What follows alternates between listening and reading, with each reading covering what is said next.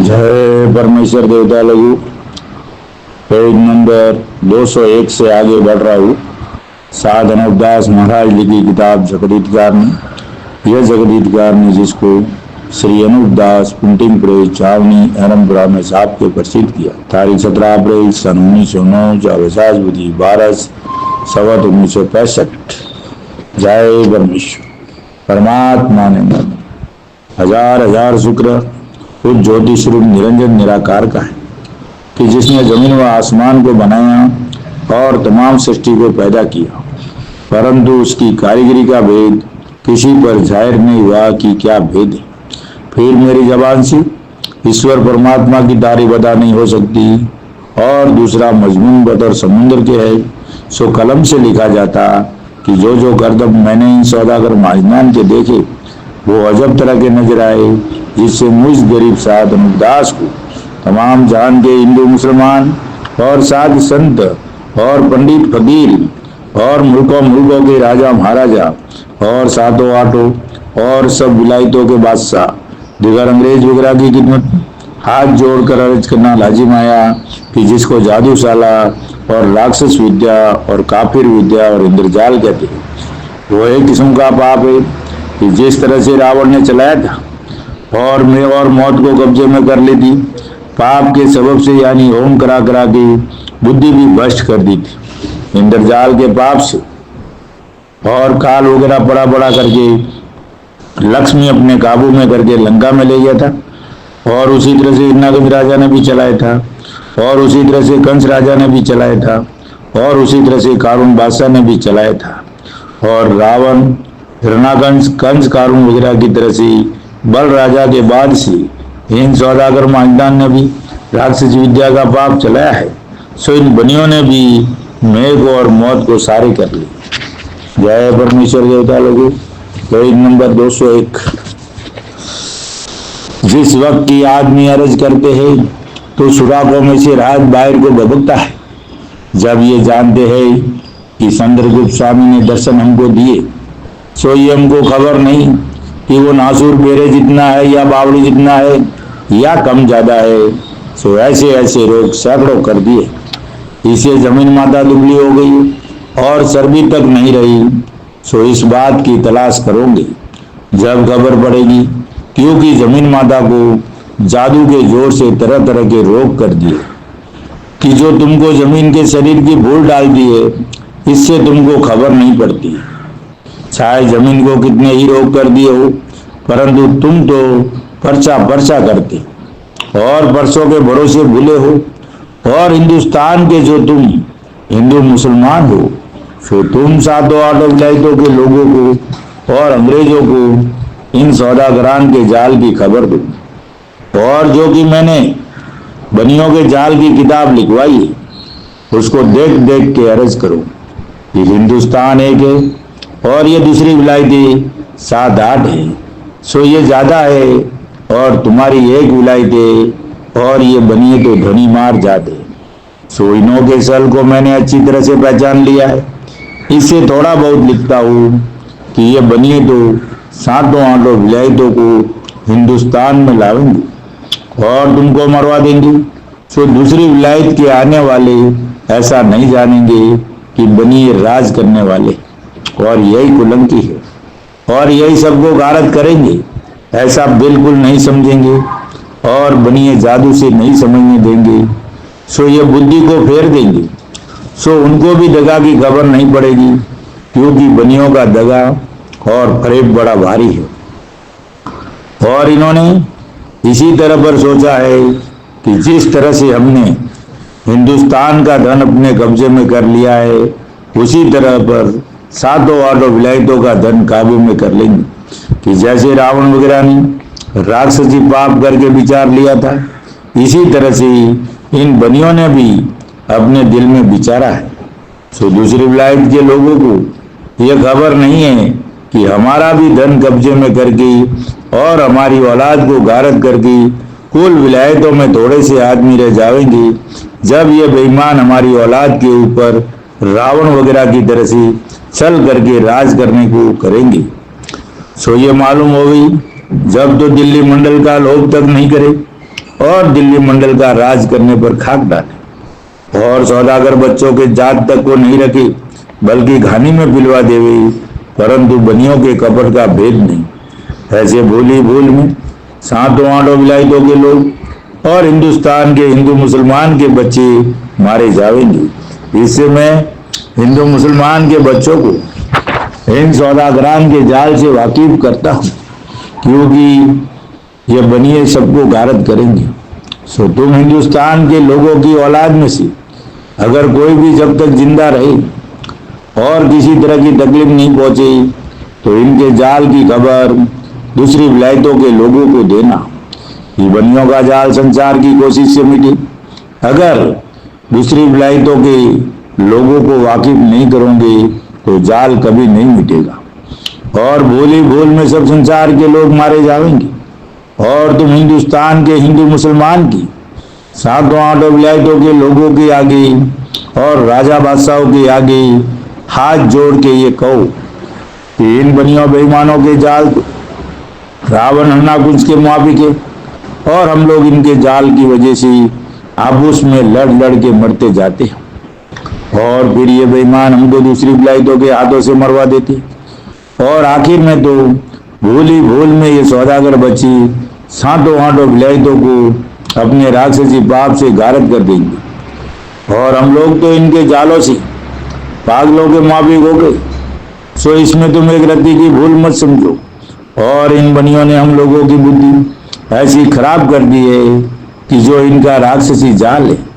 उसको हम लोग करामत समझते और करामतों के भरोसे भूले हुए, और जो आप लोगों को जब ये हिंदुस्तान में लाते हैं तो हमको आप लोगों की नज़रों में कुलंकी सुझाते और हमको हमारी बुद्धि फेर की हमारी नज़रों में आप लोगों को कुलंकी सुझाते, और ये बेईमान ऐसी ऐसी बातें पहले से चला देते कि हिंदुस्तान की बात तो दूसरी विलायत की आने वालों के सामने ये चलाते हैं कि हिंदुस्तान में हिंदू मुसलमान कुलंकी है, और हिंदुस्तान के लोगों के सामने ये बात चला देते हैं कि हिंदुस्तान में दूसरी विलायतों के आने वाले कुलंकी है और आप चोर अलादा के अलादा रहते, और हिंदुस्तान में तो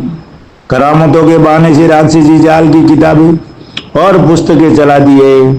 और पुस्तकों में हिंदू मुसलमानों के बुजुर्गों के नाम लिख दिए कि जब हिंदुस्तान में दूसरी विलायत के आवेंगे और उन किताबों में और पोथियों में नाम हिंदू मुसलमानों के बुजुर्गों का देखेंगे तो जाल हिंदू मुसलमानों का ही साबित होगा। सो ये बात आप लोगों के समझने और सोचने और ख्याल करने के लायक है कि जो चोर चोरी करेगा तो वो अपना नाम कब प्रकट होने देगा और नाम छोड़े आने देगा। तो ऐसी बात पर ख्याल करो कि जो जाल हिंदू मुसलमानों का हो तो वो जाल की किताबों और पुस्तकों के ऊपर और अंदर नाम अपने बुजुर्गों का क्यों लिखे और अपना नाम क्यों छोड़े आने दे। ये तो सौदागर महाजनान के जाल की किताबें हैं। सो इन्होंने अपना नाम छोड़े न आने के वास्ते ही अपने नाम किताबों में नहीं लिखे और हिंदू मुसलमान के बुजुर्गों के नाम लिख दिए, और जो किताबें जाल की इन सौदागर महाजनान के घरों में है उनमें भी नाम हिंदू मुसलमानों के बुजुर्गों का ही लिखा हुआ है कि बनियों के बुजुर्गों का किताबों में नाम भी नहीं। और ये बेईमान सब संसार के बच्चों को गारत करके अपने बच्चों का राज करावेंगे, और जो कि इन बनियों का जाल प्रकट हुआ है सो सबको बुला देंगे और कह देंगे कि हमारा जाल प्रकट मत करो, और आगे बादशाहों को भी बुला दिया था क्योंकि ये बनिए बड़े काफी है कि लोभ दे के बुलावेंगे। सो तुम लोग बनियों के लालच में मत आना, अगर लालच में बोलोगे तो तुम अपने बच्चों को मरवाओगे, और मैं तुम्हारे बच्चे बचने के लिए अर्ज करता हूँ क्योंकि मुझको सबों की दया आती है। इसे बनियों के राक्षसी पाप से वाकिफ करता हूँ कि सबके बच्चे बचे, क्योंकि इन बनियों की दुकानें दूसरी विलायतों में पहुंच गई है कि जो दरियाओं के पार विलायतें और वहीं पर धन को ले गए हैं, जैसे रावण धन को लंका में ले गया था उसी तरह से ये बनिए भी ले गए। सो अब बनिए हिंदुस्तान में से हजारों तरह के फरेब करके निकल जाएंगे, क्योंकि धन को इन बनियों ने पहले से दरियाओं के पार पहुंचा दिया। इससे चले जाएंगे और जब तक कि पैसा थोड़ा बहुत लोगों के पास देखेंगे, जब तक हिंदुस्तान में रहेंगे, परंतु तुम लोगों को भुला देंगे कि पैसा हमारे पास नहीं रहा। सो ये बात अभी से कहते हैं कि बनियों के पास पैसा नहीं, बनियों के पास पैसा नहीं रहेगा। सो ये बनिए संसार के लोगों को दिखाने के लिए दिवाले भी निकालने लगे। सो ये ख्याल करने की बात है कि किसने इनके पास से पैसा छीन लिया है, कि जो इनके पास पैसा नहीं रहा है या नहीं रहेगा। और ये बेईमान पैसा तो रावण के मुआफिक दरियाओं के पार खींच के लेकर तो आप गए, और फिर अपने पास पैसा नहीं बताते हैं, और जिस टापू पर ये चले जाएंगे फिर तो गुप्ती पाप करने वालों को कह कह करके खूब पाप करावेंगे, और सातों आठों विलायतों में जादू से बीमारी वगैरह करा के या बुद्धि फेर के आपस में लड़ा लड़ा के या काल वगैरह पड़ा के गारत कर देंगे। और जब सब विलायतों में थोड़े से आदमी रह जाएंगे, जब ये जान जाएंगे कि अब कुल विलायतों में हमारे से कोई लड़ने के लायक नहीं, जब कुल विलायतों में अपना राज करेंगे, इसी वास्ते ये जाल इन बनियों ने चलाया है कि जो धन दुनिया का बनियों ने काबू में कर लिया है वो बनियों के पास था, परंतु बनिए कहते हैं कि हमारे पास धन नहीं है। सो इन बनियों के फरेबों को ख्याल करो और पूछो कि धन कोई आदमी थोड़ा ही था कि जो उठ के चला गया। सो यह तो इन बनियों का जाल है, क्योंकि बनियों ने संसार के लोगों की अकल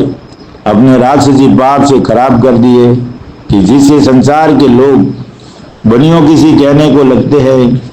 और तुम हिंदू मुसलमान एक ही टापू में पैदा हुए हो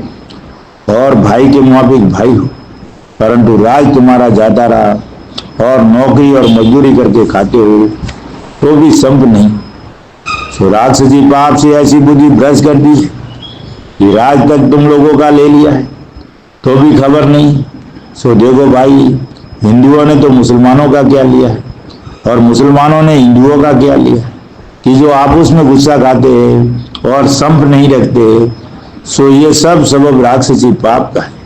क्योंकि राक्षसी पाप ऐसा जुल्मी होता है कि बुद्धि खराब कर देता है। क्योंकि पहले ऐसे भक्त लोग थे कि जो देवता स्वरूपी समझे गए, वो भी जाल से कायल हो गए थे। फिर उन्होंने काफरों का जुल्म देख के उन काफरों को मार के बिल्कुल राक्षसी पाप को मिटा दिया, कि जो फिर सतयुग होने लगा और आप उसमें संसार के संप हो गया, कि जो एक एक को देख के जीते थे और हर एक के दिल में दया और नेकी उत्पन्न होती थी। फिर अच्छे कर्म करने की वजह से सभी संसार के लोग नेकी में चलने लगे। और किसी अखबारों में पहले से ऐसी बातें लिख दी है कि फलाने बरस में लड़ाया होगी और बड़े बड़े ऑफिसर और राजा महाराजा मारे जाएंगे। जब हिंदू मुसलमानों में से एक शख्स औतारी पैदा होगा और ये देखेगा कि अब संसार के लोग आपस में कट कर मर जाते हैं, जब संसार के शामिल होके वो औतारी शख्स अपना परसा दिखावेगा और अपना अमल करेगा। जब संसार में अच्छी तरह से अमन चैन होगा। सो देखो भाई, ये बातें जो सब लिखी है सो खिलाफ है, परंतु ये सौदागर बच्ची अपने राक्षसी पाप के जादू से ऐसा करेंगी और लोगों को सुझावेंगी कि जैसा लोग अपने दिल में अवतार होने का ख्याल करते हैं, परंतु वो शख्स बनियों के कुल का होगा। सो अपने कुल के लोगों को तो कुछ नुकसान नहीं पहुंचावेगा और तुम हिंदू मुसलमानों को मारेगा, और जो भी उसके हुक्म को मानेगा और उसके हुक्म के मुताबिक चलेगा उनको नहीं मारेगा, और जो कि उसकी हुक्म की अदुली करेगा उनको मारेगा। और जो कि तुम अवतार कहते हो, सो ये राक्षसी पाप का जादू है, क्योंकि जैसे हम और तुम सभी विलायते मनुष्य अवतार है। उसी तरह से तुम्हारी औलाद भी मनुष्य अवतार है। सो ये बात हमेशा से है कि जब से रचना ईश्वर की कायम हुई है, जब से मनुष्य अवतार ही है। और जो कि अखबारों में मनुष्य अवतार होने का लिखते हैं, वो क्या अवतार है कि जो पहले तो आपस में लड़कर कर मरेंगे, जब वो अवतारी आवेगा, जब संसार में सुख प्राप्त होगा, सो ये तो नाम रखा हुआ है कि ये मनुष्य अवतार है और ये चार पाए और पंखेरु अवतार है। इससे मेरा कहना यह है कि तुम सातों आठों विलायतों के लोग आपस में हेत इरादा रखो कि तुम्हारी और सबकी औलादी सलामत रहे, और जो कि लोगों के नाम का राक्षसी पाप पहले से चला दिया है, सो ये राक्षसी पाप इन बनियों ने दूसरों के नाम से इस गरज से चला दिया है कि हम बनिए अपने जाल से किसी पर जाहिर नहीं होंगे और अलहदा के अलहदा रह जाएंगे। क्योंकि जब हम अपने कुल में हिंदू मुसलमान का बेटा बना के रख देंगे कि जब हिंदू मुसलमान के कौम में किसी राजा बादशाह के लड़का पैदा होगा तो उसको ये बनिए अपने राक्षसी पाप से साने मरवा देंगे, और उसकी शिकल का लड़का ये बनिए अपनी जात के लड़कों में से बैठा देवेंगे कि जिसको तुम अवतार कहते हो, उस रोज ये बनिए ऐसी कला करेंगे और तुमको जादू से, यानी तुम राजा बादशाह का बेटा जैसा तुम्हारे बेटा था वैसा ही सुझा देंगे, जिसकी खबर तुमको बिल्कुल नहीं पड़ेगी, बल्कि तुम ये जानोगे कि हमारा बेटा है। क्योंकि तुम्हारी नजरों को राक्षसी पाप से बंद कर देंगे। जब हिंदुओं की जात के तो ये जानेंगे कि हमारी जात का बेटा है, और जब मुसलमानों की जात का बेटा बना के रख देंगे, जब मुसलमान की जात के ये जानेंगे कि हमारी जात का बेटा है। परंतु बनिए लोग ऐसा जानते हैं कि जिस कदर जल्दी कट कट के मरे और थोड़े रह जावे तो हम अपना राज करें। क्योंकि अखबार के लिखने वाले और टिप्पणों के बनाने वाले हिंदू मुसलमान की जात के, सो उन्हों को तो लिखने की वजह से कुछ दोष किसी तरह का नहीं, क्योंकि न मालूम की सौदागर की बच्चों की किताबों में से देख देख के लिखते हैं या फकीरों के मुंह से सुन के लिखते हैं, या उनके घर में राक्षसी पाप से सुझा देते हैं जिससे लिखते हैं, जिसकी खबर नहीं। इसकी तो वही अखबार लिखने वाले और टिप्पणों के बनाने वाले जाने। परंतु अखबार के लिखने वाले और टिप्पणों के बनाने वाले तो इन बनियों के जाल की किताबों को इससे मानते हैं कि इन बनियों ने अपनी अक्लमंदी से हिंदू मुसलमानों के बुजुर्गों का नाम उन जाली किताबों में लिख दिया है, जिसे उन किताबों को हिंदू मुसलमान अपनी जानते हैं। देखो इस कदर जाल होता जाता है तो भी नहीं सोचते। सो ये ख्याल करना चाहिए कि जब हम कट कट के मर जाएंगे, जब तो निहायत ही बुरी बात है। परंतु इन बनियों ने ये कैसी अक्लमंदी की है कि हमारी जात का शख्स हिंदू मुसलमान के जात में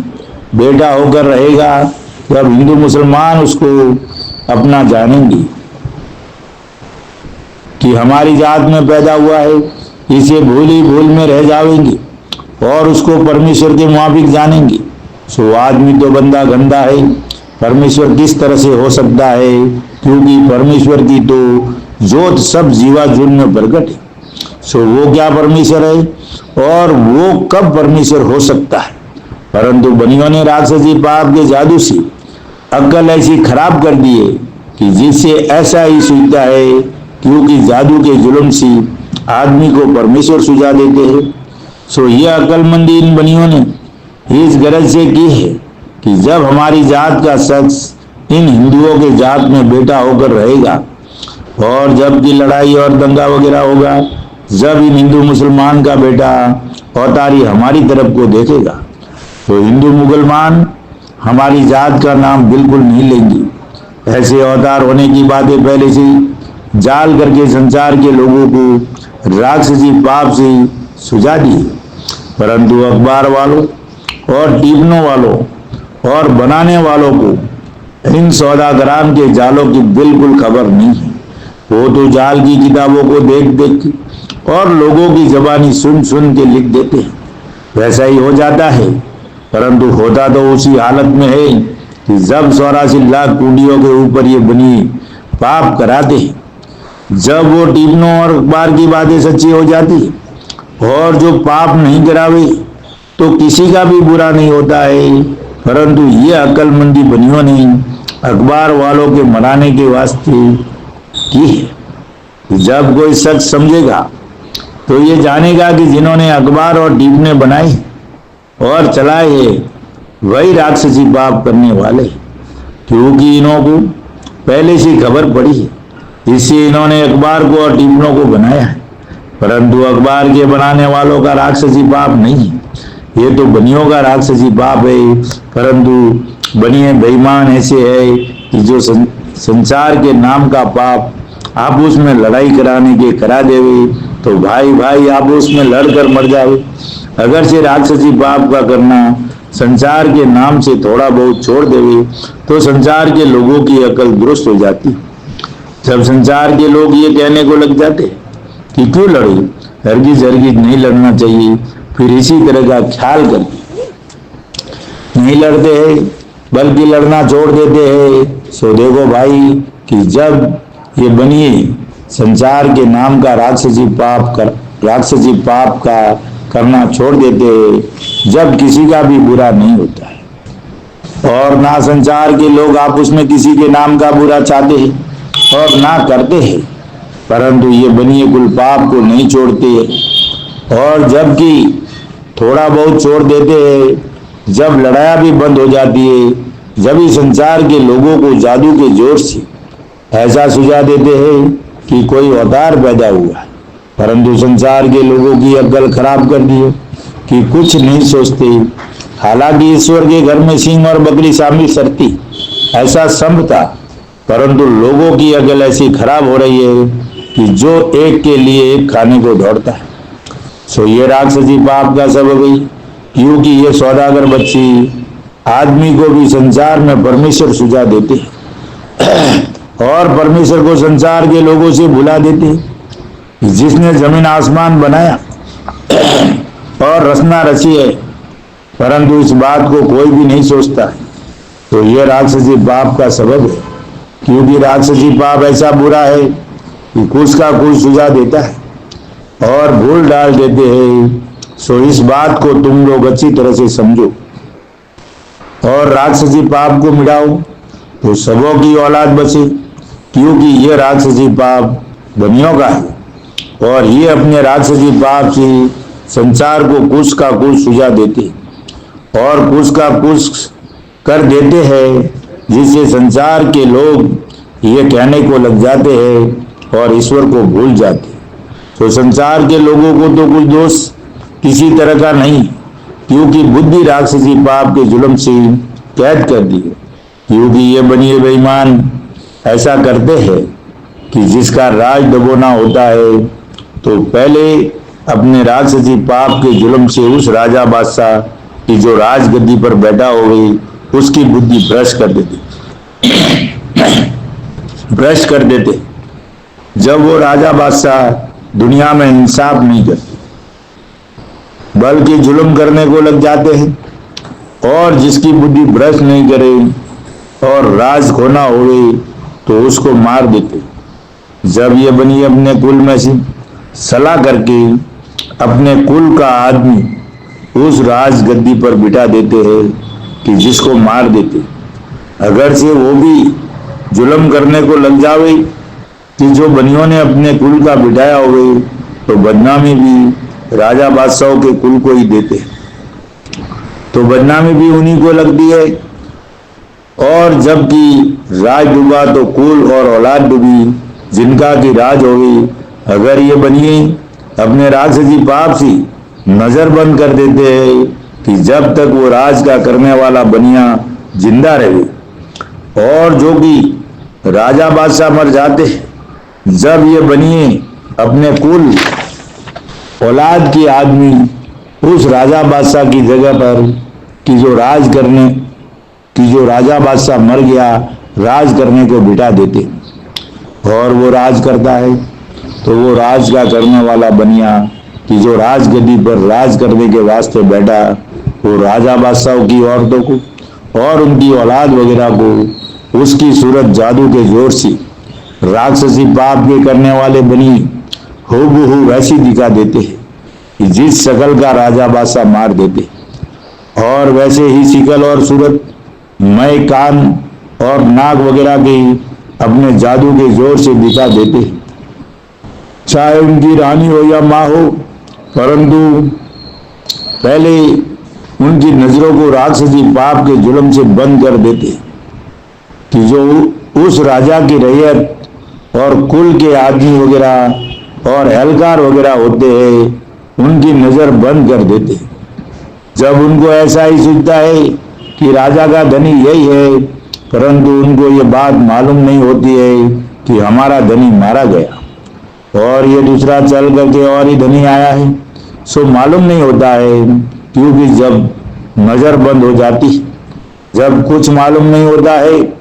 और अलावा इसकी ऐसा भी कर देते हैं कि जो राजा बादशाहों को नहीं मारे तो उसकी राक्षसी पाप से बुद्धि भ्रष्ट कर देते, इससे वो जुल्म करने को लग जाते और राज को डबो देते हैं, और जबकि जुल्म करते हुए देखते हैं तो दूसरे राज को ले लेते हैं। जब वो आप ही आप डूब गया, सो इन बनियों के ऐसे ऐसे जाल है, क्योंकि जब बाजीगर तमाशा करते हैं तो तमाशगीर जमे हो जाते हैं, तो उस वक्त सबकी नजर बंद हो जाती है, तो उनको बाजीगर अपने तमाशों से तरह तरह के दरकत, फलदार और रुपया पैसा वगैरह दिखा देते। सो सब लोग देखते हैं और सब कहते हैं कि बाजीगरों का जादू है। सो इस बात की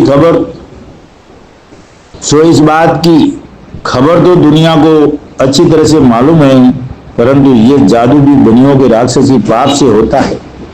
क्योंकि जब बनिए राक्षसी पाप को करते हैं, जब बाजीगरों का जादू चलता है, परंतु बाजीगरों को मालूम भी नहीं।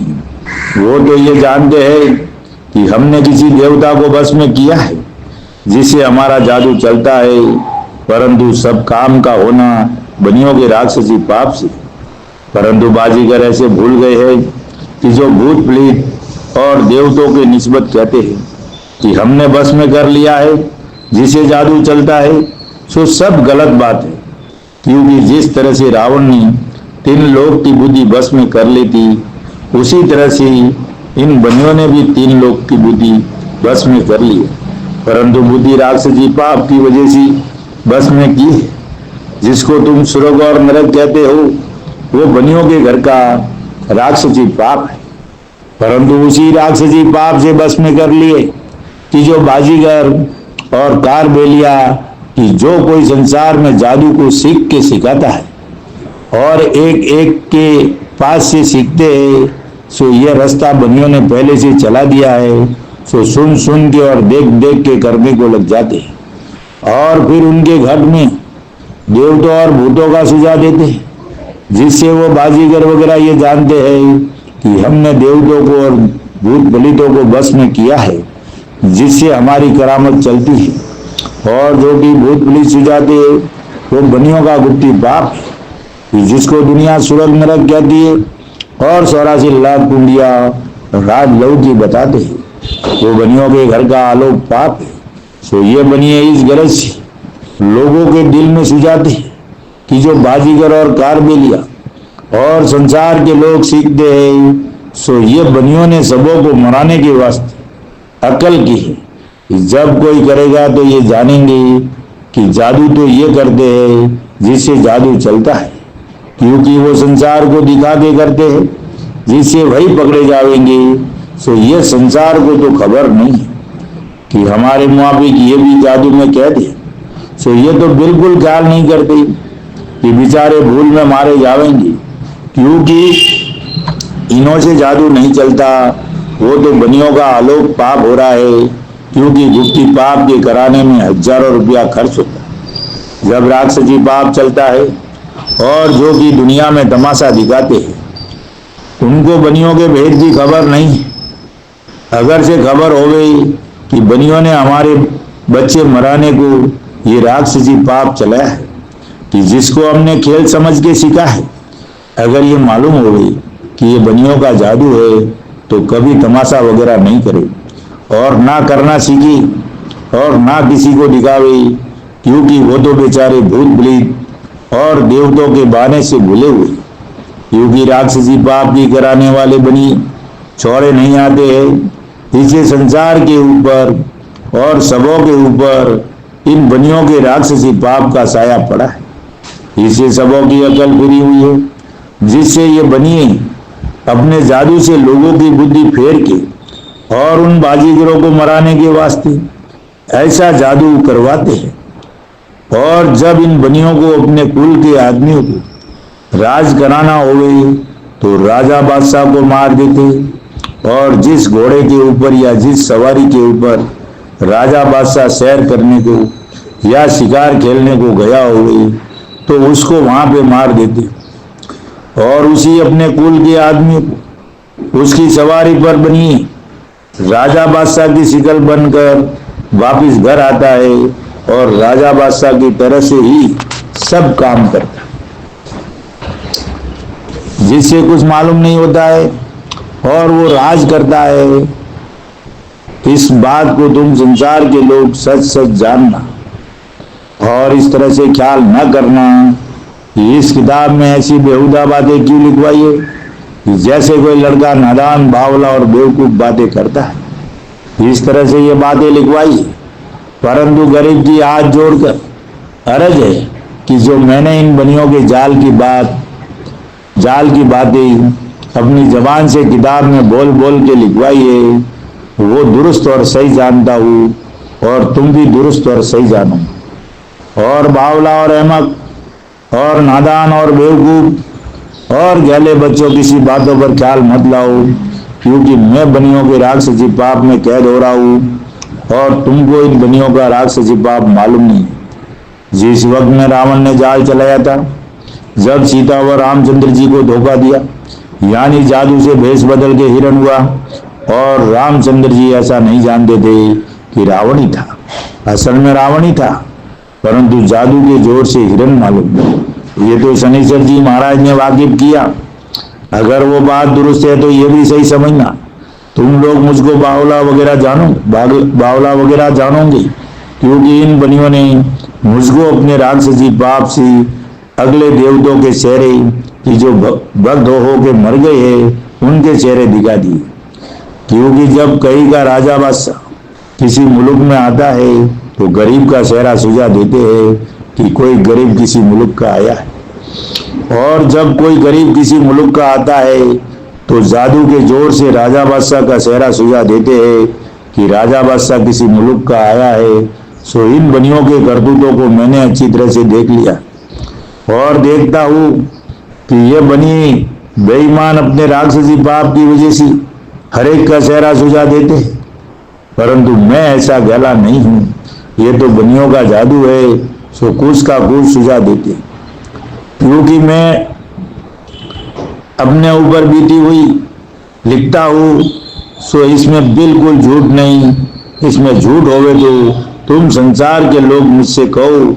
कि जिसको तुम 14वीं और 16वीं विद्या कहते हो वो क्या चीज है, सो वो कहीं पर सुनी होगी और किसी किसी किताबों में और पुस्तकों में लिखी होगी। सो तुम कहते हो कि राजा भोज 14वीं और 15वीं और 16वीं विद्या सीखने को गुरु गोरखनाथ के पास गया था और साथ में बोलिया धोबी गया था, परंतु जबकि गोरखनाथ जी ने राजा भोज को 15वीं और 16वीं विद्या सुनाई, जब बोलिया धोबी बाहर खड़ा था, सो बोलिया धोबी ने भी सुन लिया।